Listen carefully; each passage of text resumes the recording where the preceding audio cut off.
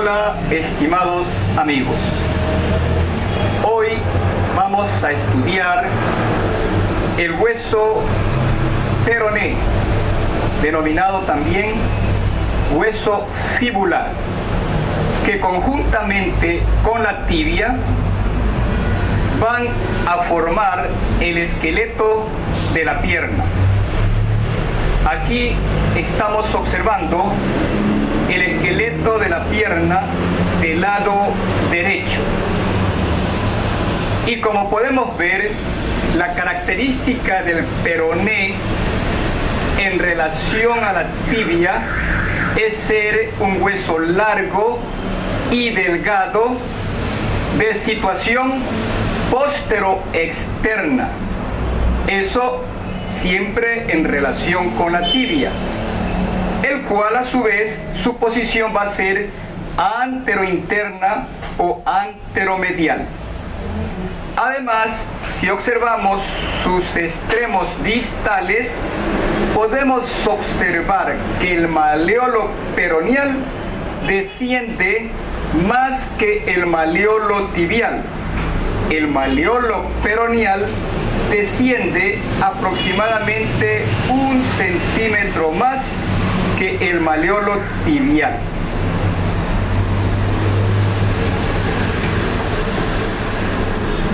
Para determinar si es derecho o izquierdo el peroné que tenemos en nuestras manos, vamos a tomar las siguientes consideraciones. Observamos sus extremos y vemos que el extremo superior o proximal es aproximadamente redondeado.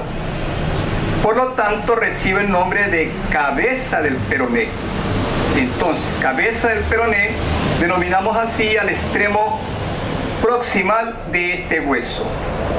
En cambio, su extremo distal se proyecta en una gran eminencia de forma prismática triangular.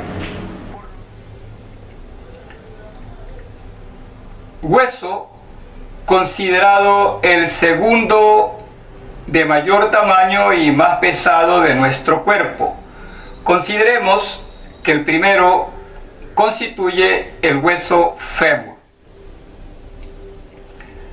La tibia forma parte del esqueleto de la pierna, conjuntamente con este hueso delgado y alargado que es el peroné o hueso fibular. Estamos observando los huesos de la pierna del lado derecho, en donde la tibia tiene una situación anteromedial en relación al peroné y lógicamente el peroné tiene una situación posterolateral en relación a la tibia. Estos dos huesos se unen por sus extremos formando la articulación peroneo-tibial proximal, que es una sinovial plana, y hacia abajo se unen formando la articulación peroneo-tibial distal. Además, en estado fresco, estos dos huesos se unen por su diáfisis a través de una membrana fibrosa llamada membrana interósea, formando así una articulación fibrosa tipo sindesmosis. La tibia, por su extremo superior, se une con el extremo distal del fémur y el extremo distal del fémur por delante con la rótula, formando estos tres huesos la articulación de la rodilla. Articulación que goza de los movimientos de flexión y extensión de la pierna.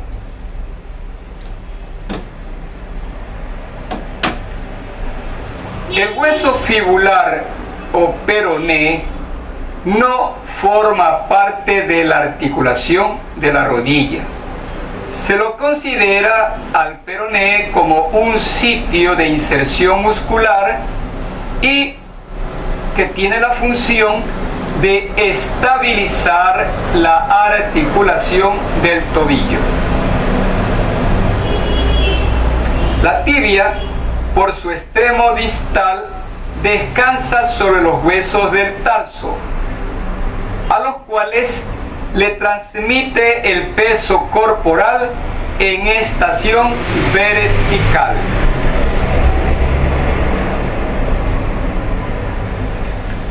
Observen que al unirse el extremo distal de la tibia con el extremo distal del peroné y un ligamento a su vez, van a formar esta superficie articular enhortaja, en donde encaja y se mueve este pequeño hueso llamado astrágalo, y de esta manera formando la articulación talocrural o articulación del tobillo, que goza de movimientos de flexión dorsal o dorsiflexión y flexión plantar.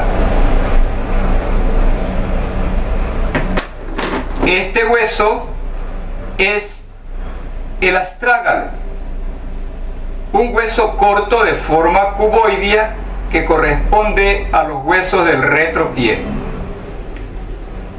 El astrágalo lo identificamos por lo siguiente.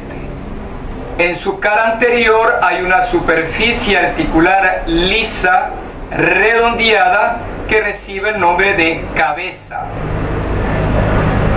Esta superficie articular se une con el hueso navicular. La cara superior se caracteriza por presentar otra superficie articular que recibe el nombre de polea astragalina. Mire la forma de esta superficie articular, que es la que se va a unir con la carilla inferior que existe en la extremidad distal de la tibia.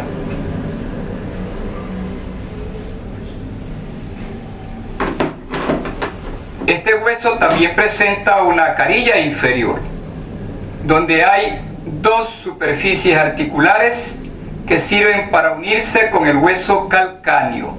Es decir, que el astrágalo se encuentra entre los huesos de la pierna y el calcáneo.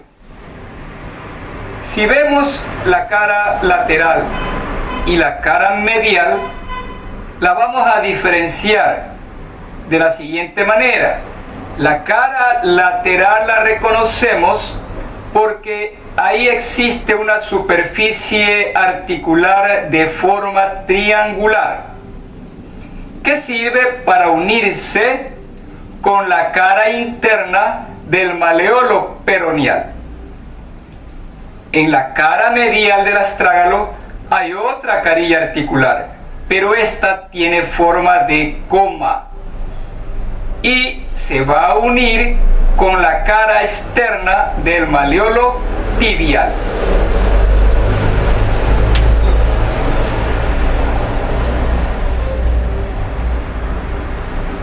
En cuanto a la posición anatómica de la tibia en el sujeto vivo, esta tiene una dirección vertical. La tibia es del lado derecho y el fémur que tengo en estos momentos es del lado izquierdo. Al no tener derecho, voy a tomar este hueso como referencia para lo que voy a indicar. En el sujeto vivo, la tibia tiene una dirección vertical y el fémur está inclinado hacia afuera y hacia adentro, como fue estudiado anteriormente. De tal manera que el eje de la diáfisis con el eje de la diáfisis de la tibia forman un ángulo de aproximadamente 10 a 12 grados de seno abierto hacia afuera. Ese ángulo es normal. Repito, en un sujeto vivo la tibia tiene una dirección vertical y al unirse con el fémur, el eje de la diáfisis del fémur con el eje de la diáfisis de la tibia forman un ángulo de seno dirigido hacia afuera, ángulo aproximadamente de 10 a 12 grados. Cuando este ángulo se acentúa, tenemos un genu valgo y las rodillas chocan entre sí. Lo contrario, tenemos un genu varum. Las piernas se arquean y las rodillas se separan.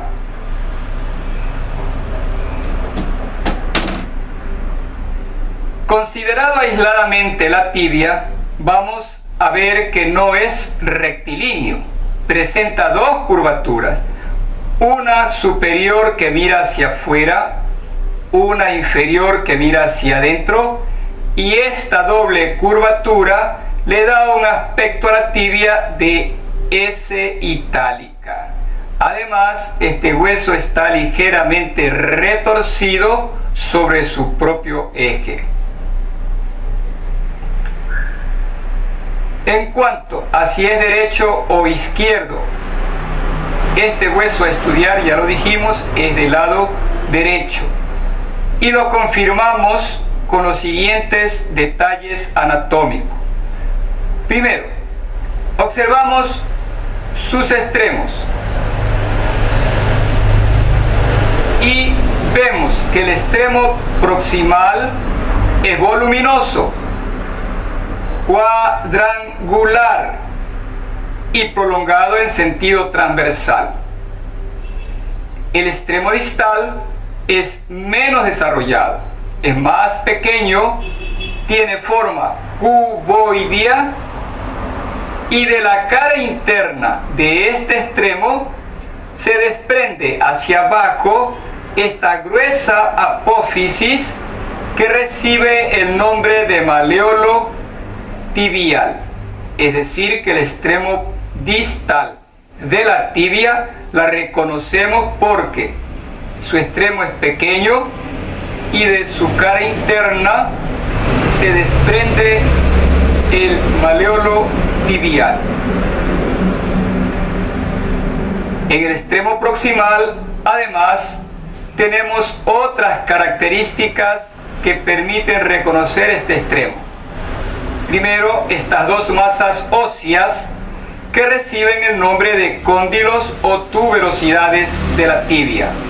Cóndilo medial, cóndilo lateral, que es ligeramente más voluminoso, y estas dos masas óseas hacia adelante se unen en una superficie triangular acribillada de agujeros, cuyo vértice dirigido hacia abajo corresponde o forma lo que se llama la tuberosidad anterior de la tibia o tubérculo anterior de la tibia, en donde se va a insertar el ligamento rotuliano. En la cara superior de los cóndilos de la tibia vamos a estudiar dos superficies lisas articulares en forma oval que reciben el nombre de cavidades sigmoideas de la tibia, las cuales se van a unir con los cóndilos femorales para formar la articulación femoro-tibial, que es una articulación bicondilia. Recordemos que estas superficies articulares, denominadas cavidades glenoideas, están cubiertas en estado fresco por un fibrocartílago en forma de media luna que se llaman meniscos. Fibrocartílago que tienen como función ampliar, profundizar estas superficies articulares, además de actuar como almohadillas. Observen también que las superficies articulares están separadas en su parte medial por esta eminencia ósea llamada espina de la tibia. Hay más detalles que estudiar en este extremo y lo describiremos más adelante. También podemos tomar como punto de reparo para determinar si es derecho o izquierdo la diáfisis de la tibia, la cual la consideramos como un prisma triangular. Por lo tanto, estudiamos tres bordes, uno anterior y dos laterales. Un borde externo denominado borde interóseo, ahí se inserta la membrana interósea, un borde medial y un borde anterior que es el característico por ser prominente, cortante sobre todo en su parte media, y se la conoce con el nombre de cresta de la tibia. La cresta de la tibia es totalmente palpable, al igual que la cara medial del maléolo tibial. Tiene tres caras la diáfisis de la tibia: una cara lateral, una cara medial, que en su mayor extensión es cutánea, por lo tanto también es palpable. En la parte superior de la cara medial de la tibia se insertan las expansiones tendinosas de la pata del ganso. Aquí se insertan los músculos sartorio, recto interno y semitendinoso, músculos que constituyen la pata de ganso. Y la cara que nos permite indicar si es derecho o izquierdo este hueso es la cara posterior. En la parte superior de esta cara hay una cresta rugosa inclinada que recibe el nombre de línea oblicua de la tibia. En la línea oblicua de la tibia vamos a estudiar dos labios, uno superior para inserción del músculo popliteo, otro inferior para inserción de los músculos tibial posterior y flexor común de los dedos, y entre los dos labios un intersticio para la inserción del músculo sóleo. De ahí que esta línea oblicua también se la llama línea del sóleo y debe estar orientado hacia atrás. Por lo tanto, la tibia que estamos estudiando corresponde al lado derecho. Hay otras indicaciones, otras aplicaciones de este hueso, y la estudiaremos en otra clase. Muchas gracias.